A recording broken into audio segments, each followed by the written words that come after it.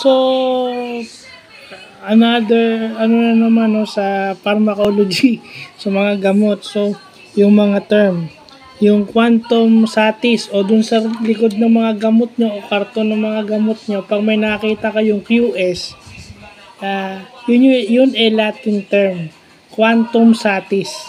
Na ang ibig sabihin sa English is amount which is enough.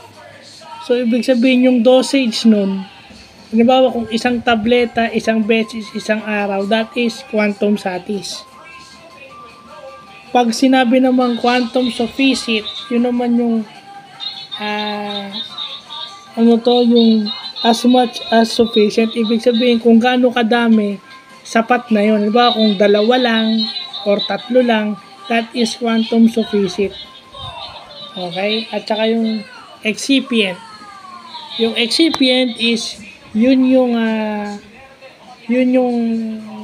iba pang ingredient na kasama sa mga gamot na iniinom natin. Halimbawa, ang bawat gamot natin may active ingredient. Pero aside from active ingredient, yun yung excipient na tinatawag. So, importanteng alam natin yung mga tawag na ganyan.